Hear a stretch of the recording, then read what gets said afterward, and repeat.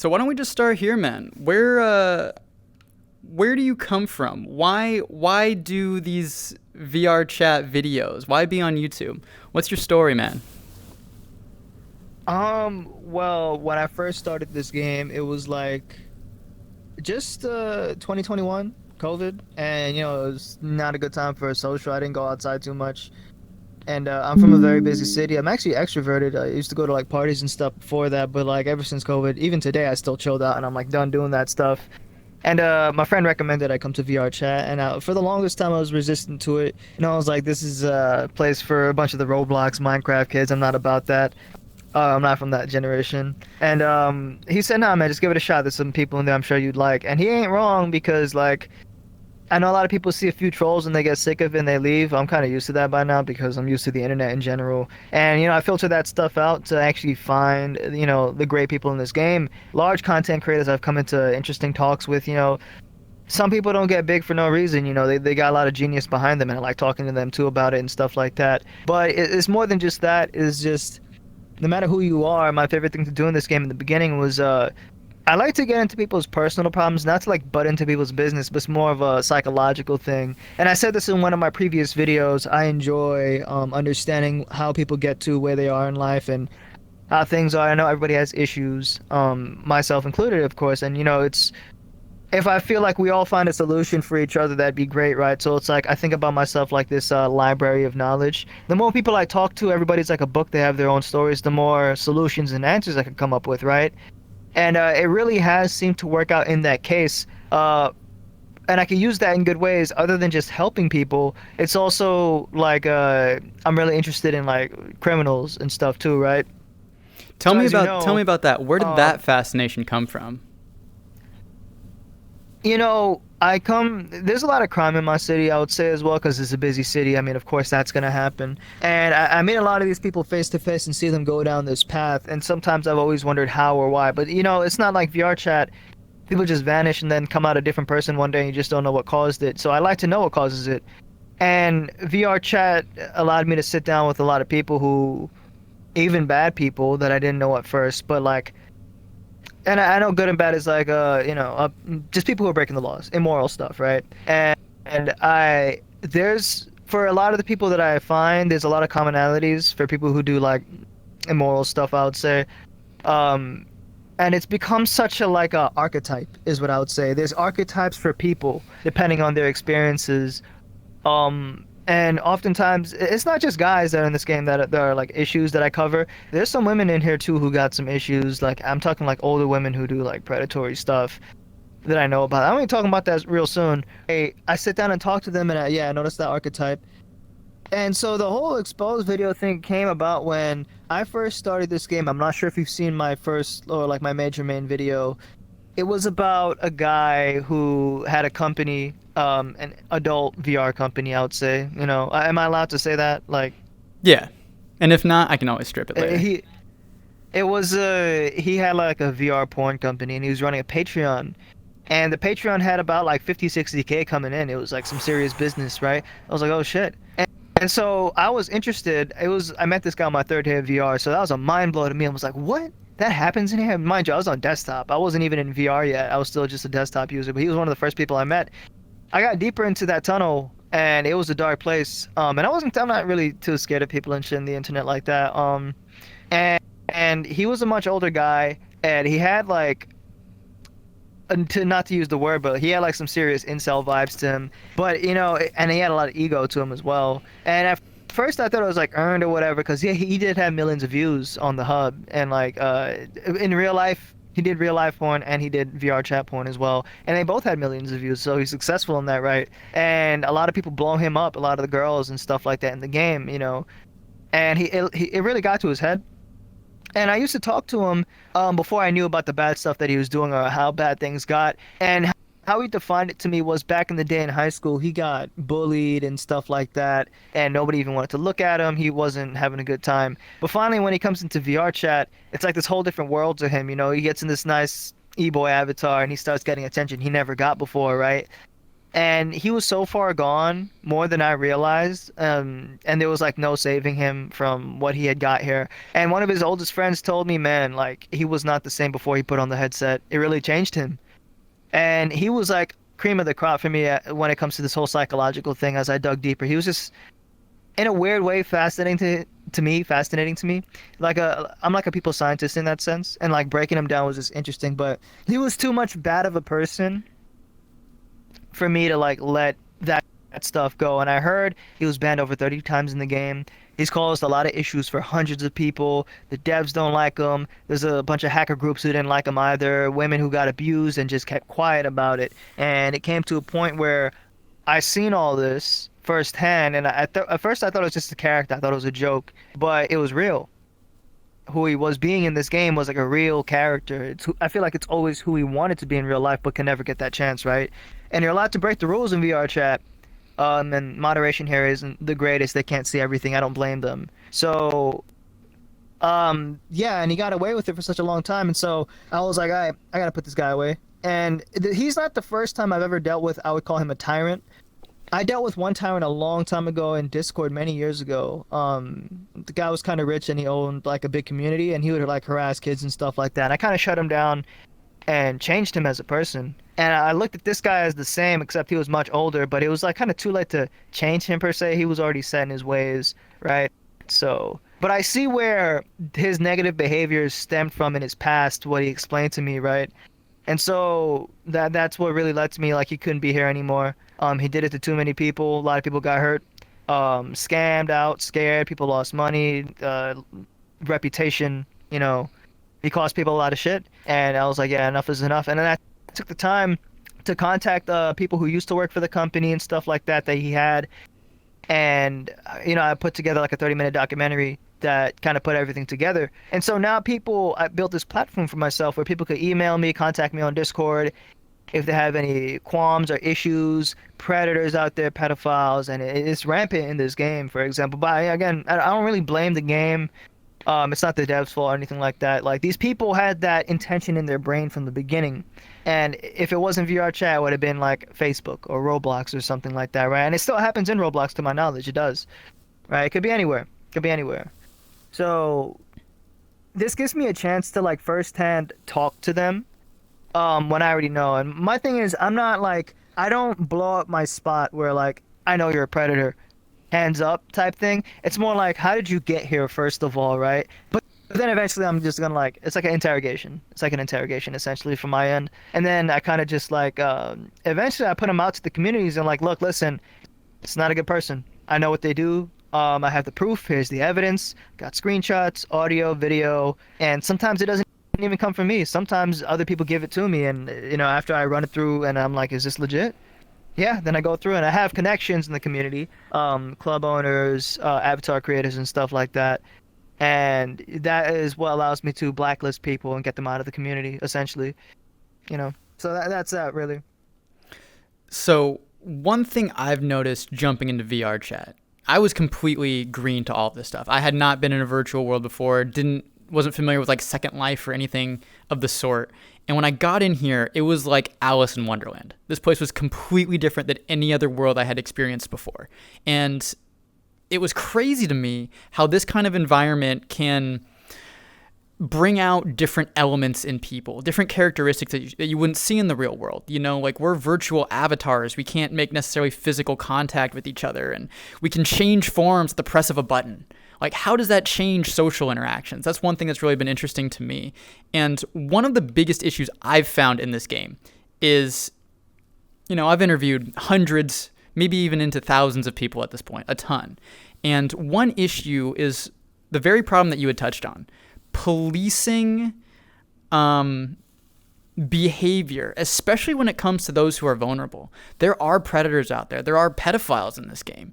And currently, I don't see any way that the admins, the moderators can police that. They certainly aren't, and it's being rampant.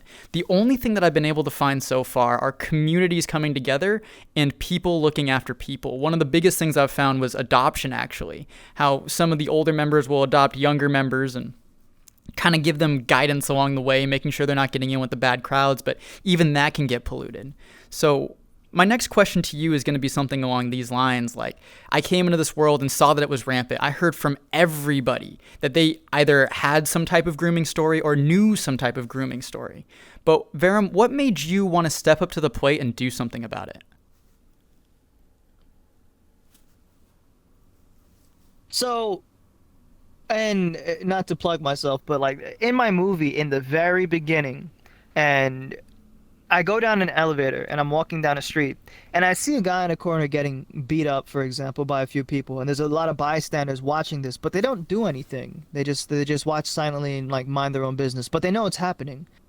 And to me, I guess it's just who I am, or it's just like I have this sense of justice. Because it's a virtual world, it's a lot easier to just like step up to the plate and just be like, yo, that's not cool, that's not right.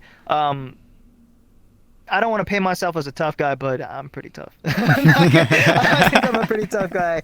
I'm just gonna say, like, I've dealt with a lot of crazy dudes out there, especially the one recently. Like, if anybody was a big adversary or like a mastermind, a villain, it was definitely that guy. And I wasn't, and past that, I was just like, hey, if I could do him, I could do a lot of other people, you know. And I know a lot of people wanted like a voice to speak up or stand out. And, you know, I feel like I'm definitely that person to do that job for them. Too many people have been quiet about issues that has happened to them. Obviously, sometimes there are those who blow up certain stories and take things out of proportion. And I do try to pay attention to that too, but most of the time it's usually serious business anyways. But I do have to keep an eye out for false allegations as well, because that's not a good look for people sometimes. But yeah, it's just nobody was doing it. Police in the real world definitely don't pay attention to this. There's no like VR Chris Hansen. In fact, people call me VR Chris Hansen or VR Chat Batman is the other one. Yeah. Yo, that's awesome. What a moniker. Yeah. Is that it?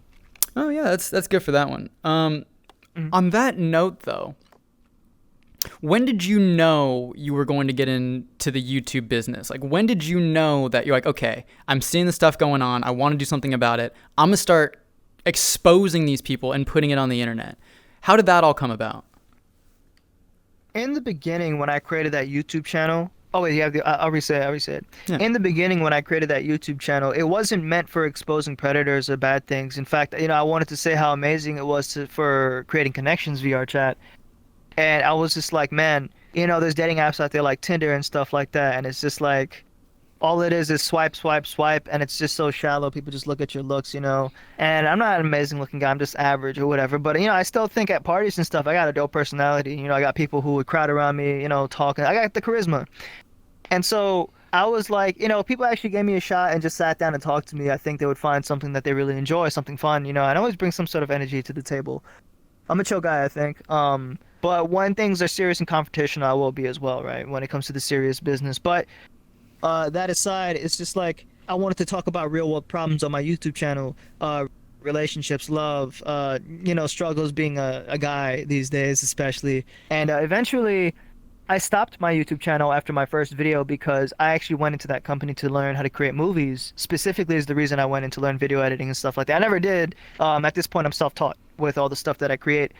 But um, hold on. The question was, how did I end up? Oh, so the main way, I never had the platform for exposing people. When I exposed the first big guy that everybody knew about, people were like, wow, you know, there's a star of hope out there. And so they put their faith in me, and that's how I ended up getting I get emails and stuff about all this like predators and stuff like that. And I have access to discords that have archives of known predators, pedos, and stuff like that that I could actually, you know, uh what do you call the word? Straight up like approach and talk to them and be like, yo, no, you know, we're just gonna blacklist from the entire community. I would love to get the real world police involved in the future if possible, if I had that power.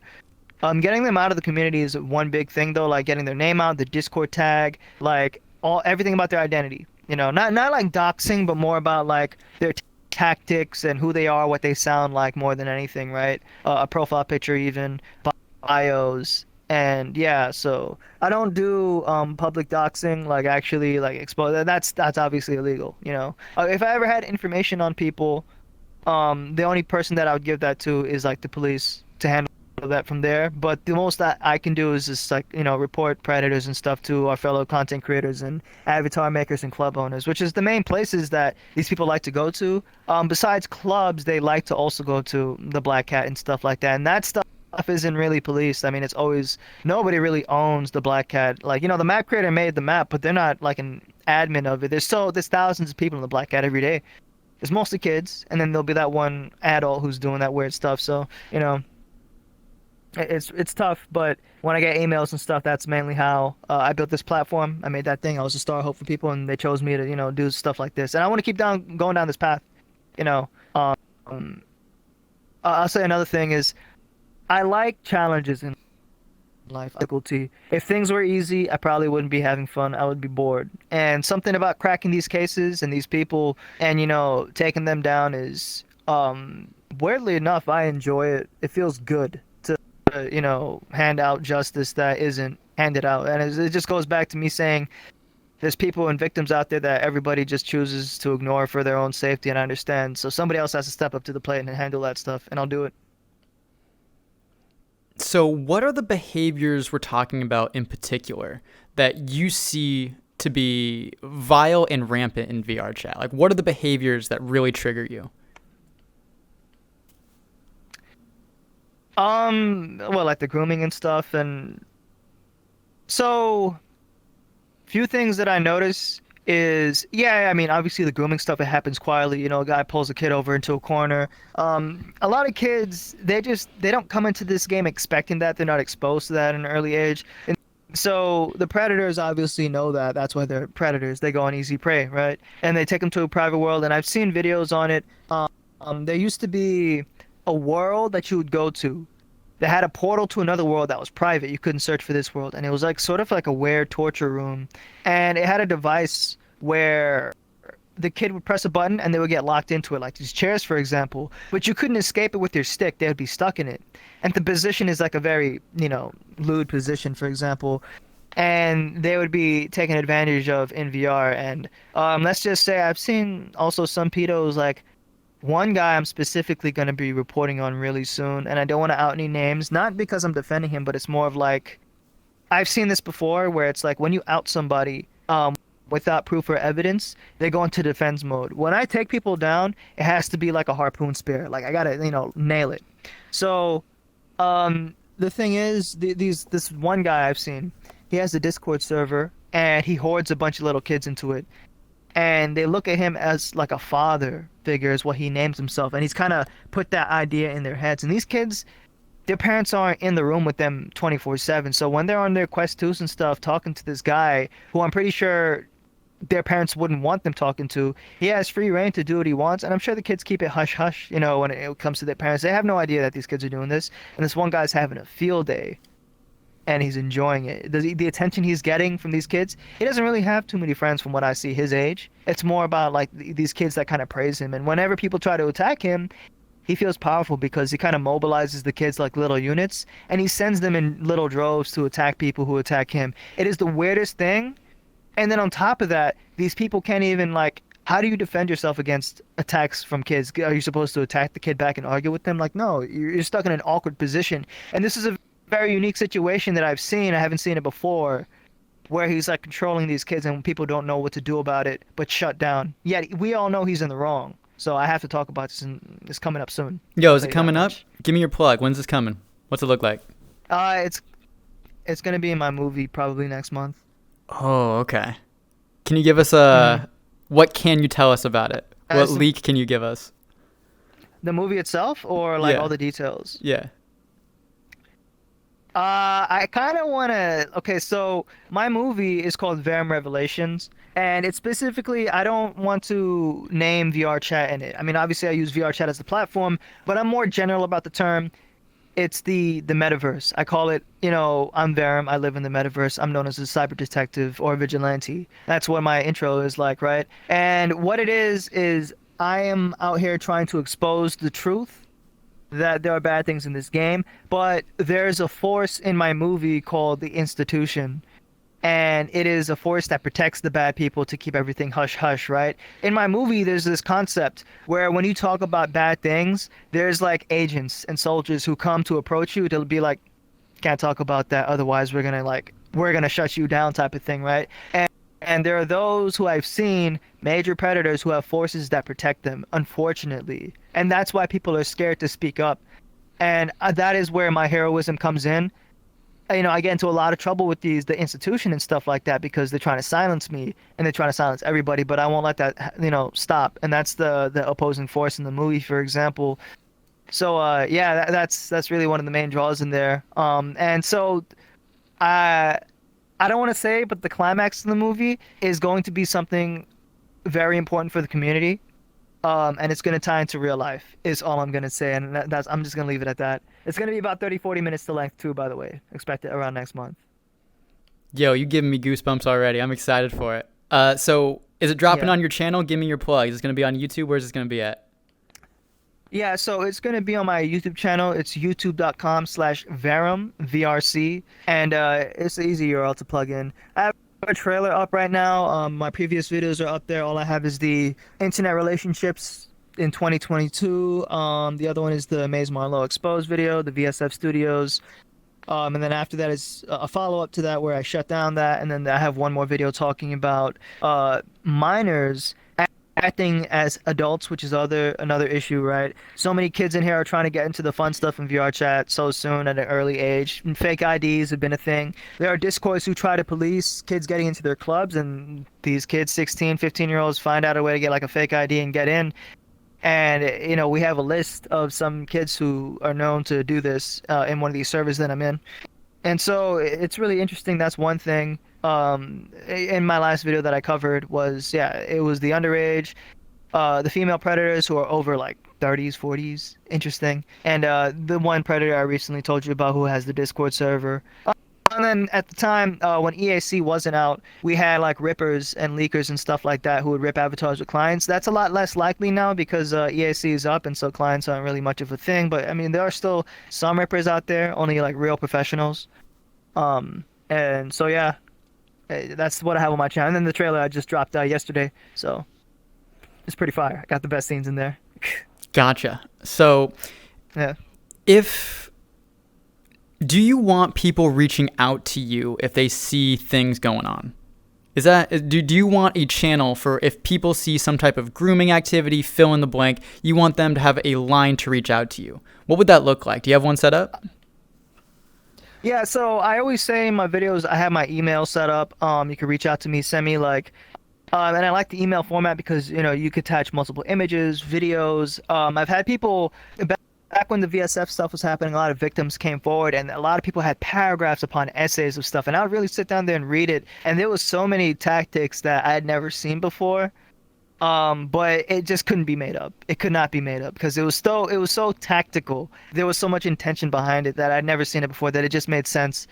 And so yeah, my email is always open. It's on my YouTube channel about me. And you can just open that up, and it's varumsofficial@gmail.com. You could just send me any qualms or any situations there. And well, I don't give out my Discord tag too easily either, because I don't want to be flooded with DMs. I'll tell you to be honest, I actually don't even have my Discord connected to my phone because like I like to go to sleep, and sometimes a lot of people have issues. And during that time when I was doing that one big situation, I told multiple victims, take your time, write out everything you feel, write out everything that happened to you, and I'll get back to you. And I gotta tell you, man, if I had showed you this image, there was like a good maybe line of 5 or 8 people, and when people tap on Discord, it's like the 3 dots. It was going on like it was just like a bunch of 3 dots waiting. I was just like, oh boy, I'm just gonna go to bed. I'll see this tomorrow. I wake up the next day, essays, just essays, a whole bunch. And I'm down for it though because it gives me insight to what the perpetrator has done, their tactics, how they work, and what is going on through their minds, and then also the victims and how they felt about it. What effect it had on them. So I do a lot. It's psychology, criminology. It's a whole bunch. Yeah. Yeah, man. I think what you're doing is actually some really interesting work. I've had a lot of conversations with people all throughout the community, but you're doing something different, man. And you're making waves. I've been Yeah. hearing your name all over the place. People keep talking about you. So I just want to encourage you, keep doing what you're doing. It's some really interesting work, and I cannot wait to see your movie drop. What'd you say, about a month? Yeah, sometime in October. When I dropped the trailer, I didn't put a release date intentionally because I'm somewhat of a perfectionist, and it's just like when I create things or art, I wouldn't make something that I don't like, right? So if it's something that I like and I look at it and it makes me smile, then I'll put it out there, right?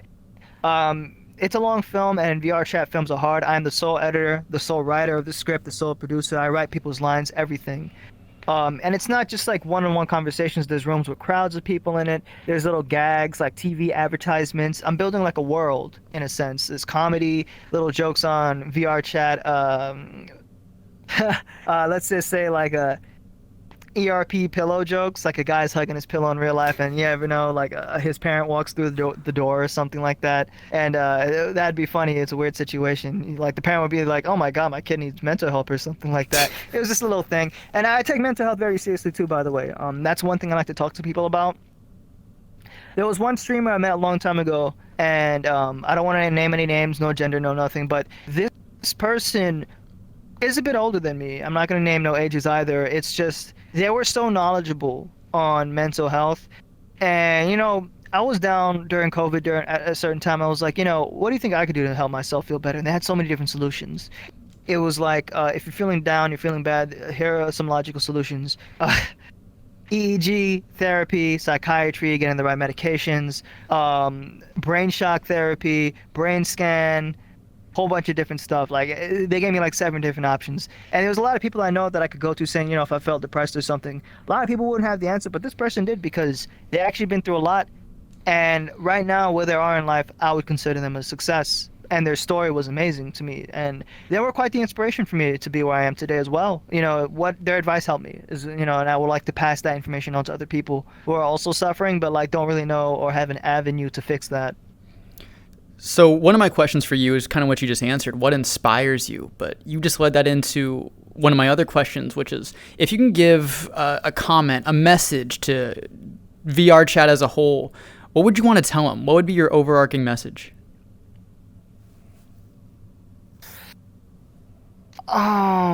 Overarching message to all of VR chat. That's a hard one. I don't know. There's too many different communities to talk to. That's a real general question. You gotta be a little bit more But yeah, hit specific. me up. You were just talking mental health and how big of a deal it is to you, and hearing people who've gone through the struggles and come out with some good advice on the other Yeah. side, like that was really inspirational. Okay. If you're speaking to mental Yeah. health, Okay. Okay. what would you say on that? Oh yeah, like I just said, is I never really tackled it myself growing up and stuff like, dealing with depression and stuff like that, and just seeing all the wrong in the world and like, how to cope with all this. And like, yeah, like I said, therapy, talking to people, psychiatry, actually getting the proper medications for yourself, brain scan, checking your health at all times. You can't ignore this type of thing. And also on top of that, you got to have the will. And it's hard to say this, but depression, I know people like it's hard to have the will to even move out of bed sometimes to put life in your control. But just make those few steps, and a lot could change. A lot can change in just a few months' time. I promise you. And people have a lot more specific, details and stuff about their life. Oftentimes, things are parents get divorced. Somebody had a VR chat relationship gone wrong. Real life heartbreak, just terrible relationships in general. People drop out of school, drugs, maybe kids at an early age, a whole bunch of different things that could cause a lot of issues in life. Choices that maybe were not in your control at a young age that have really stunted you for the rest of your life, really. Yeah, it's a lot of things, and it's very situational on how to deal with this per person, which is why, sitting down talking to people is so interesting to me. And obviously, you upload these things to YouTube with permission and stuff like that, or TikTok. I don't. This is just like more private information for me to just grow my own knowledge on people. My own library is what I say. It's very interesting. I come from a psychology background as well. That's what I went to go and study when I was at college. And the mind has always interested me. Different personalities have always interested me. And I was actually one of those people growing up who did have it hard, harder than most. I did struggle with a lot of depression and anxiety and all of that. And on this side of things, I've come out a lot better. I've put in a lot of years, worked on myself, and have come a long way. But one thing I see a lot in this community are people who are hurting. Like, I can't tell you how many conversations I've had with people talking about their social anxiety and how in the real world it's soul crushing. You know, it's preventing them from living the lives that they want to live.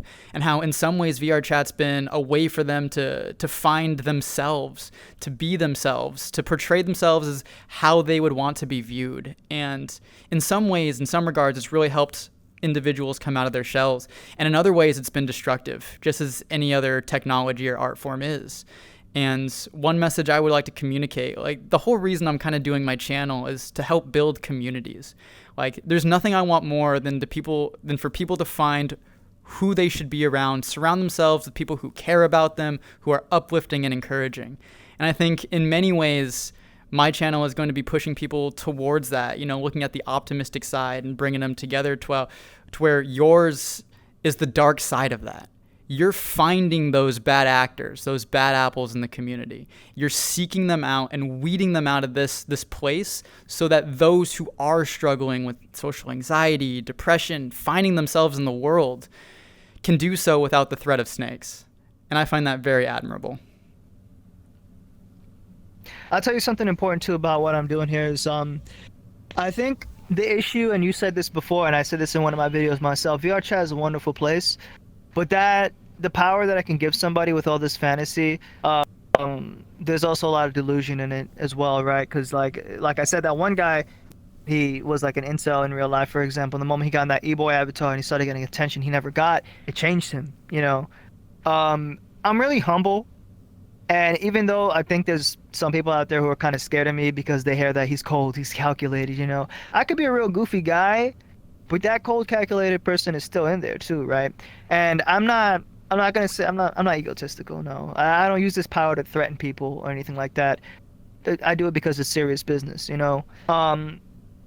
Somebody who's in my position, and I could see this easily happening, who gets this hero complex. I'm very aware of like who I am and what I'm doing and stuff like that. But somebody who's in my position who has that one off, like what I just did, they'd probably lose their mind at the attention and the fame or whatever. And they'd be like, you know, I'm that guy. I'm the main character. You're nothing. And I've seen that many times. There are big famous people who could have a couple 100,000 followers for doing kid-friendly content. They go viral. And then when you see them talking in the DMs, it's full of ego. It's a person who they're not. And I've seen some people crying in the background where it's like, please, please don't expose me. Don't report me. This is all I am. This is the only platform that I have. I'm nothing without this. Well, not to quote Tony Stark, but if you ain't nothing without it, then probably you don't deserve it. So I gotta take it away from these people, man. Like some people don't deserve these platforms and they do predatory stuff with the power that they have. I'm not here to do that, you know. I make friends in VR chat and, you know, I could speak to kids too and stuff. For their safety, for their information. You know, it's different. But yeah. So. Gotcha. Well, we've been talking about some real shit. And honestly, we're doing this completely backwards. Yeah. Typically, we start off fun, lighthearted. I get the serial question out of the way. And then we dive into the real stuff. But, you know, we just got straight into the deep end of the pool. So, Dia, is there anything else you wanted to say now that we're here? Any other deep talk you want to get out now that we're on camera? You said something earlier that I was thinking about. Crap, no, we covered a lot. I mean, how long do we have? Or is it like a timer? Doesn't matter? I think I got a hard out here in like an hour, but we have up until then. So we got time if you want. Let me think. Everything that I cover in my video. You know, when I was creating that YouTube channel before I continued, and I still may continue down the path, it's not just, my channel isn't only just going to be movies or exposing people or just cinematic stuff. I also like doing the live talks, little videos here and there that touch up on topics. Give me a moment, actually. I wrote stuff up on Notepad because they're like some ideas that I had about topics I wanted to talk about and like what goes through my mind on them. Yeah, you go grab that. I got filler time. Yeah. So one thing I absolutely love about this VR chat community is you can go and talk to anybody. Like, Varum, you were one person away from us having this conversation. You're a YouTuber. I was talking to a TikToker. I'm meeting world creators. Yeah. I'm meeting avatar creators. This community is the perfect size right now for innovation, creativity, and you're seeing that absolutely everywhere. We're having a lot of really cool minds come together in a fun, free, and in some ways decentralized environment, and I think that's absolutely amazing to have. And that's one thing that really drew me here. You got your notes? Yeah. Yeah, I did. So I'm gonna whip it out. I'm gonna take a moment to look at it. So I'll read it to you, right? Yeah. Here's some of the topics that I was thinking about talking on my video. And I have like a one, two. Hold on, let me see this. There's like a good 10 topics here. So the first one I had to talk about was reevaluating your friends and really thinking about your own friendships too sometimes. Um, Realistically, I love keeping friends close. I like having long-term friendships. I would love friendships that last forever, but realistically in this world, sometimes people go different paths. You evolve at different paces, different levels. And in my case, sometimes you just grow into something else that people aren't really interested in. Sometimes you part ways when you don't share that interest. So, I mean, some people like, I like video games, for example, right? A lot of people our age do, right? But I'm also about serious business. And, sometimes you have friends like, they'll be like, hey, Varum, let's go play a game or two. It's like, nah, man, I'm kind of busy. It's kind of like a bad addiction, and it's not like video games are illegal or they're drugs or anything, but to me, I've been trying to kind of slightly phase it out just a little bit because, I'm growing up and I want to make something of what I'm doing and stuff like that. So we just have different visions and I still like them as people, but like, there's a certain barrier that I want to create and cut off for, I don't know, I just say what I do is priority. What I do is priority to me, right? And then another thing is the root of modern day anger. There's just a lot of misunderstandings, miscommunication, lack of perception. A lot of people have main character syndrome, ego. For me, I'm always trying to psychoanalyze people and have open conversation.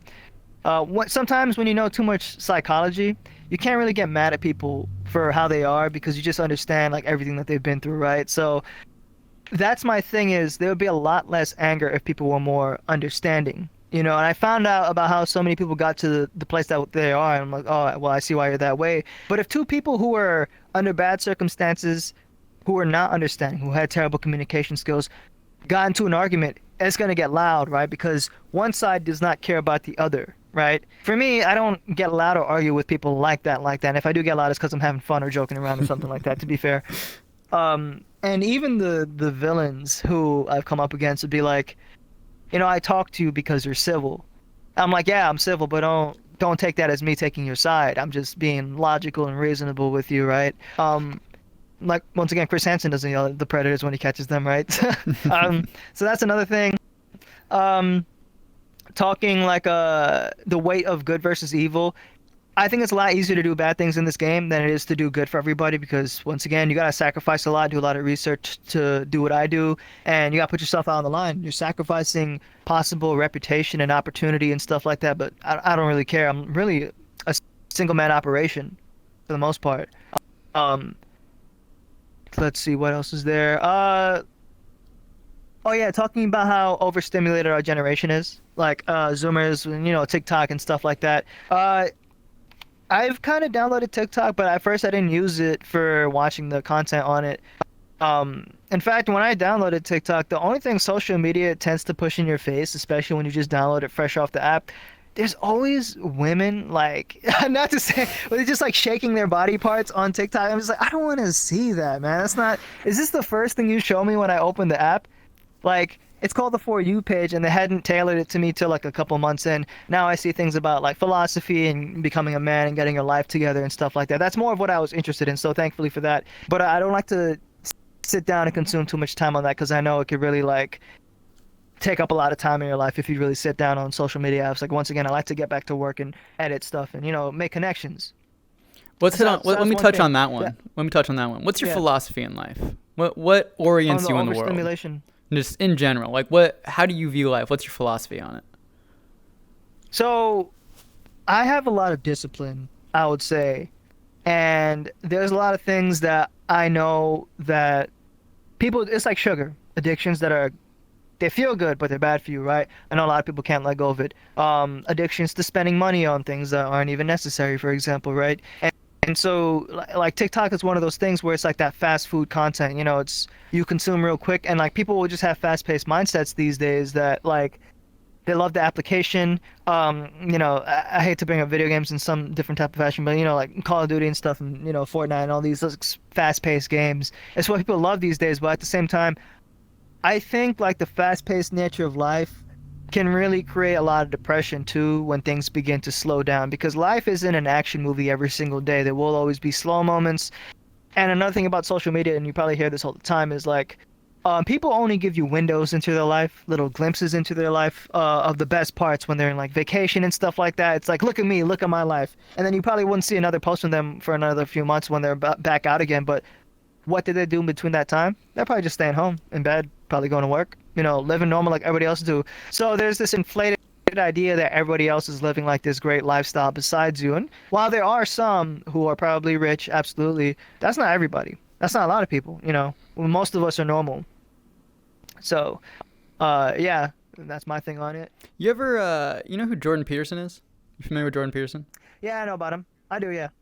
So, honestly, I was in a really dark place in my life, and I started listening to him. I actually found him on a Joe Rogan podcast, believe it or not. That was the first time I heard of him. Yeah, yeah. And went home after I had heard him talk, journaled for the first time in years, and began the come up that was my life, right? And one thing I've fallen in love with is his philosophy in the world. It was almost like a giant tool that I used to get me out of a dark spot. And now my life's way better because I've been following it and using it. And one thing he constantly talks about, probably the thing he talks about most, is finding out who you are. Self-awareness is probably the biggest thing. What are your strengths? Absolutely. What are your weaknesses? And how do you orient yourself in the world according to that? Where can you put yourself in the world to be successful? And I think that's a big message that people aren't hearing about today. They always hear, aspire to your dreams. You're beautiful just the way you are. But and that's so general. It's yeah, so general. Tell me about it. It is so general. It's not.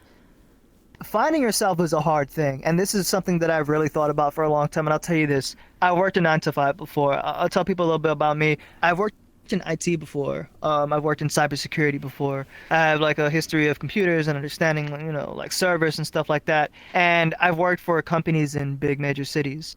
The corporate machine can sometimes be very cold-hearted. And it doesn't allow you to be who you want to be. They don't really care about you. Some people will just eat you up and chew you out and spit you out. You're just a cog in the wheel, and they don't really care. You're replaceable. And so after like I saved up quite a bit and COVID happened and I got into VR chat, coming in here really also showed me who I was, and what I was capable of. The strong, brave, you're smart, you're beautiful. Like, you can't. People are. But you can't listen to the delusions. You have to find yourself. You can't just listen to what people tell you at the same time, right? Through my own progression, at my age, I'm not going to say what it is, but I'm pretty proud of where I am mentally and how I found myself as a person. There are people who are still stuck in the 9 to 5. No offense to it. No offense to it. I mean, there's people who genuinely enjoy it, right? But there are some who I've seen older guys working at the job that I've worked at in the past who are like, man, another day in paradise, huh? But that's sarcasm because they think it's hell. They didn't like it. They don't like being at that job, but they have no other choice to be because they ain't got nowhere else to be. They haven't found themselves. And I'll tell you something, a lot of people live and die without ever finding out their true purpose. Sometimes I feel like the way society is structured is go to school, go to college, and your parents and everything is kind of forced to find your career, and it always ends up having to be in some government building or some office or something. But with the use of the internet, this entrepreneurship path is really... I like the idea of it, having your own platform and stuff like this, being this sort of speaker of, in a sense, and like what I do is different, right? And there's no job that would hire me for what I do, right? You could say, oh, go for the police force, but I thought about it. And it's like, if I was to go work a 9 to 5 in the NYPD, if I knew about a criminal, there's nothing I can do in my power about that. I would have to sit there and listen to directives. But me being Verum and having my own information, I can see and do fit to my own volition, and that's the best part, right? I think there's a lot of value in that, and another important thing I like to think about and talk about is when I die, what's going to be on my tombstone? Like I want there to be something of moral value and significance. Not that I was a millionaire, that doesn't matter. When you die, your money is going to disappear and vanish. What did you leave behind to the world? And I want it to be sort of like that vigilante hero, who does good things till the very end, even if I get the shit under the stick. I think I'll go down with respect, and that's important to me. That's beautiful, man. That's really beautiful. That kind of shows that before money, before fame, before ego, you want to put Absolutely. doing what's right, doing the good in the world. And I think a lot of people can hear that message and want to emulate that as well. That's awesome. Hmm.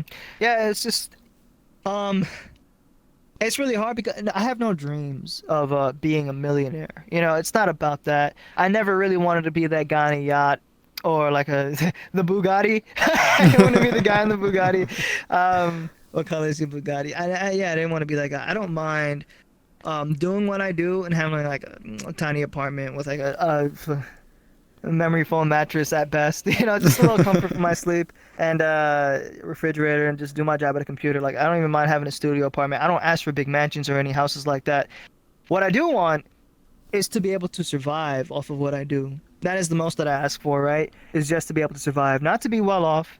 I'm okay with just surviving because I don't really ask for much. I'm not really materialistic either in real life.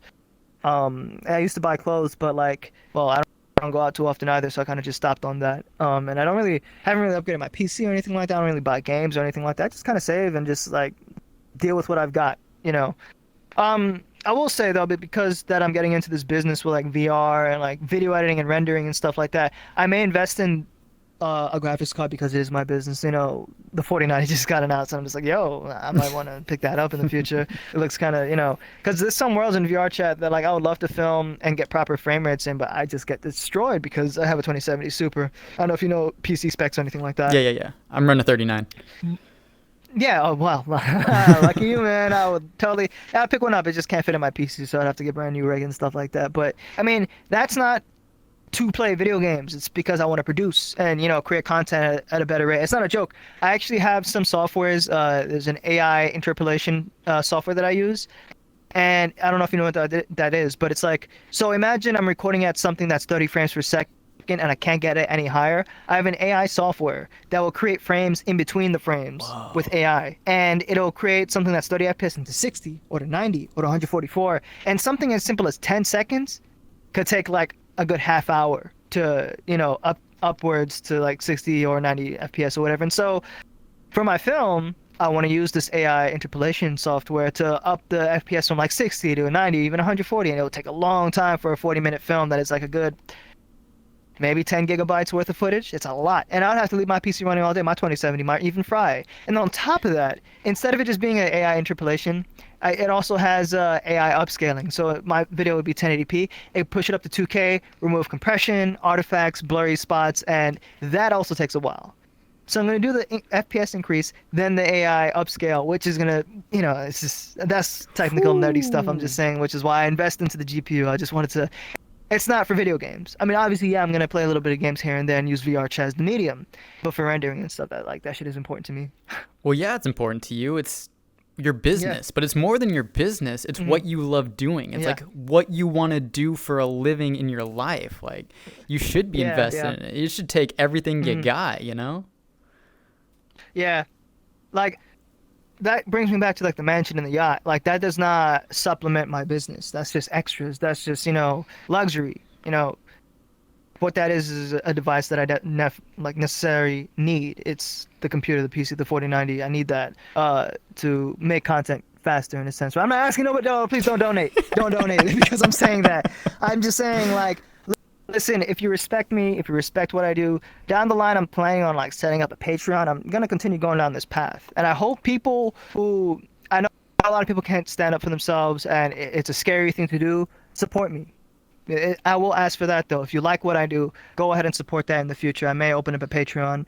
Discord actually might be a better idea in the future because if people want to contact me directly, I could probably create like a ticket system to contact me that way too through my email, and you know I could have like one-on-ones with people and take my time to look into cases more regularly too, right? Because right now it's a little bit slow. I had more heat coming in when all that stuff was going down. It's kind of slowed down since then, but a lot of the requests that people have asked me for, I'm going to be answering in the future and in the movie in a sense, right? So, yeah.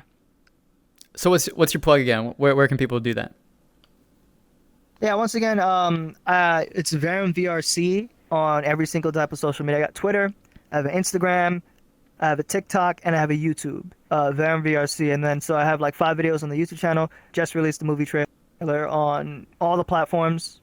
And yeah, I don't talk too much on Twitter, but I would like to be a little bit more active on the social medias and stuff like that. It's just I'm that type of guy where I don't want to show spoilers to everything that I do when I create. When I have something that's like ready or almost ready, I'll show it off, but I don't want to do like early glimpses too often like that because I just feel like I've been that person before who's seen a product that's like early in development and then it just turns out to not be what was shown because things change because they showed it off too early. I want to have a damn near final product and promise people exactly what it is that I showed and go through with that, right? So sometimes when I'm hard at work, I just might disappear every now and then. But obviously, if I'm on Discord and stuff, people can still talk to me and stuff like that, right? I'm still social, so. Gotcha. So we just had a good amount of business talk. We just had a good amount of serious talk. So hit me with this. Varum, it's late. You just finished recording. You're tired. You want some free time to yourself. What do you do? What do you do in your free time, Varum? You know, it's so silly that I just... Okay, so I'm probably doing research on people. And that's not even a joke. I do research on people. All right. I do listen to a lot of podcasts. What you call it, to keep my brain active. I'm probably studying video techniques. I'm probably working on this avatar in Unity. Always doing Unity related stuff. It's a lot of creativity. Because for the movie and stuff like that. And also planning for the future. I have future scripts in mind for movies that I wanted to make as well. It's not just this one movie. It's not a one and done. In fact, if people really like this, and I'm sure they will, I'm probably thinking about making like a trilogy or sequels to it. Other series, I wanted to make like a high school comedy, for example. So I'm always having like a notepad up and writing down like all the ideas that I have and trying to put them together into something cohesive, right? Like every now and then I'm probably taking like a shower or something and then there's like a random shred of an idea that comes into my mind. I'm like, wait, that's actually pretty good. Write that down. And yeah, so and admittedly, yeah, I do play a little bit of games here. I'm into like Destiny, League of Legends. Oh no. I used to be Who do you a- main? Who do you yeah, main? So for League of Legends, I'm gonna say this much. I used to play. I was playing in the beta in 2009, and I was a lot more serious with it back in 2013 till around 2018 is when I dropped it. I was an Udyr main and Nasus main, and I was jungle Udyr, Nasus top lane. I was like mid to high diamond at my peak. This is not a lie. I have my OP.GG and stuff. But I've kind of left the competitive days behind, and now I just play like ARAM, so just play casual, like the fun game modes in between. That's what I do a little bit in my free time, and then I pop into Destiny every now and then. I'm mostly caught up in that game, and I'm really invested. I've been playing Destiny since like 2014. I love the universe. I love the lore. I love the story. Everything. It's come a long way. It's become a game that I really enjoy, and I'm looking forward to like the content and stuff that they have down the line. But yeah, I mean that is what I do in my free time. It's not as much as it used to be though. When all this stuff came about, like video games took a second, or like it's like down there now compared to what I do. So yeah. Same. I was running League of Legends myself for quite a while. I was power carry mid mage, so I'd run like Brand or Rise or someone who just scales really good late, amazing in team fights, blow up the team for 100,000 damage that game, and hopefully carry. Yeah. Got torn apart way too much by junglers. Your Udyr would come into my lane, stun me, and I'd be done for. So yeah, thanks for all that, all you Udyr mains out there. Yeah, same thing for me. Like video games have kind of like died out recently, and I've been more and more into my craft. I'm sure you've noticed that too. Like your projects, not only take up more of your time, you want them to take up more of your time. Like you would rather be doing it's making me happy. Yeah, like it makes you happier than like a 45-minute League of passion. Legends game that ends in a loss. Yes. And oh man, I gotta tell you, League of Legends is not a good game to play if you're depressed. I gotta tell people this, man. I gotta tell people this, because like, look, you ain't got nothing better to do with your time. If you're not going competitive, if you're not creating content or making money off of it to survive, doing it for fun, doing it for recreational is good, but getting addicted to it, it's a drug. It's wasting your time, unfortunately, and you gotta get away from it. Now, back in the day I was in high school, that's when I was playing ranked and stuff the most. That's when and I play with a lot of big streamers and stuff. I actually did used to make League of Legends content back in the day, and I did get some money off of it, a couple 100,000 views off of what I did. Nice. But I kind of left that behind because that's not something I want to keep up with. It's not something I want to live off of. It's a stressful game, admittedly, but mentally it kept me on my toes, and it kind of builds a lot of character because ranked is very, very toxic.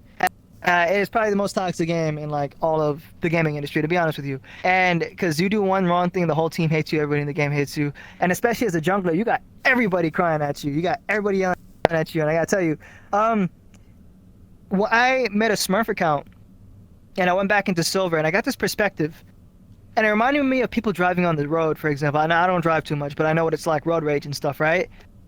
I know what I'm doing because I'm a diamond smurf, but the silver players don't know that, right? And they're stuck in silver. And I'm here carrying the game, and they're like, oh, you don't gank my lane, I'm going to AFK and we're going to lose. I'm like, you go ahead and do that. But I still carry anyways, right? And here's the thing, is I don't even talk to them anymore. I don't even use the chat. I'm mute completely. Like, I don't mute all. I could see what they say and still take it. I could take an insult or a joke, but I know what I'm doing. You know, I don't take it to heart. And I don't get upset, and I don't talk. I have not. I was never banned on that account. So yeah, like I know what I'm doing. It's been a long time. That account's been around for like a decade. I have like about 1.5 million points on Udyr, a little bit more than that. Oh my gosh. Yeah, I played them a lot. I also play like Zed and Fizz is what I also enjoy. But yeah, for mid lane. Yeah, I gave it up. I hung my hat up. No more League of Legends. I'm done. I got a different fix, which was Rocket League. I'm playing the crap out of that game.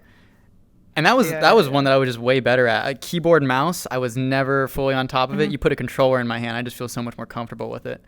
But yeah, Rocket League has been the only game that I still play like on routine. And that was the one that I actually got really good at. When I peaked, like when I was playing all the time, the best I got was top 1.8% in the world. I was borderline considering like starting to stream and like maybe start making some money off of that, but I ended up going in a different direction. At that point, when you play a game that much, it's not even fun anymore. You know what I mean? It's business. Yeah. It is business. Yeah, I know. There's a lot of streamers who've been playing the league for over a decade, and they I could tell that they're sick of it. Like the emotions that they used to convey way back in the days, like really gone now. They obviously do it because it's all they got, you know. And here's the scary part: is like if you invest so much time into something like that and you don't make it, what does that look like on a resume? Where do you go in life after that? You know, like what if you have no backup, no emergency plan? Some people were doing this before they're even in college. Some people even dropped out of high school, couldn't even finish high school to make League of Legends their main career. And if they didn't do good at it, or like they dropped off in their league career, what happens then? It's scary. And so that's why I just, unless it's like a big time thing, man, it's a waste of time. And when you're depressed and you're losing, you spend a whole day to get to Diamond, but you actually just lost every single game. You feel like trash going to bed, bro. You feel like trash. I know that feeling, man. Just to wake up and to restart that all over again. Yeah. How much different does it feel for you? Like instead of playing League of Legends, you put that time into your craft, researching somebody, you come out 2, 3, 4 hours later. What do you feel like? How's that different? It's better for me because here's the truth. Being self-taught and learning something every day and creating more every day, there is always a gain. There is always a gain. I always learn something new, some sort of technique in my video editing. I'm getting better and better at my craft, and I know what I'm going to make is going to entertain people. It's not like I'm losing LP. I'm not wasting time, and it just can't go downhill is my thing. It just can't go downhill. Like, I'm so positive on what I'm creating. I'm so sure that people have a thing for it. So, yeah, I mean, that's the best part, that there's just no downside to it for me. And I've always had a knack for like troubleshooting and just like learning. I'm a pretty quick learner if it's something that I'm interested in, right? Like if we're getting deep into like math and shit, I don't like math, so I don't really care to like study and learn it. And so it's going to become complicated if you force it upon me, right? But if it's something I want to learn, it's my passion, I want to chase it, that's how it should be, you know? And I think, what is it? I think Elon Musk said something similar, right? He has his kids that are being homeschooled, and he believes that kids should not be taught like on a general term, like general things. They should be kind of like broken down to find out what is their main hobby. And that in a sense is like trying to help them figure out what their purpose in life is at a younger age, right? And that would solve a lot of issues if you could perfect your own craft and turn that into a business, right? I think that's what everybody wishes. They don't want to be a slave to, you know, the wage. Gotcha. Well, Vam, this has been a great interview. This has been a lot of fun with you, sitting down, chatting, having a good time. I'm going to get out of here, but before I do, 30 seconds, minute, 2 minutes, you got the camera for however long you want. What you want to say? Oh, man. It's not much. I would continue to plug myself, but I feel like I've done that enough. Do it again, Once man. again, Do it again. I'm making a movie. It's called Vam Revelations. It's inspired by The Matrix, Blade Runner, American Psycho, Batman, Joker, Cyberpunk, everything. Keanu Reeves. I have references to video games, music that I like, anime, a lot of funk, a lot of trap, jazz, hip hop. There's a whole bunch of different vibes in it that I'm going for. Very detective, very noir, and very philosophical. It's going to be my most ambitious creation to date. In my last video, I said that. I really wanted it to be the one, you know, and I'm going to make sure that this is my apex. But in the future, I'll do even better than that. This is my first foray into it. I'm pretty proud of what I'm creating. So take a look, and everybody stay safe out there.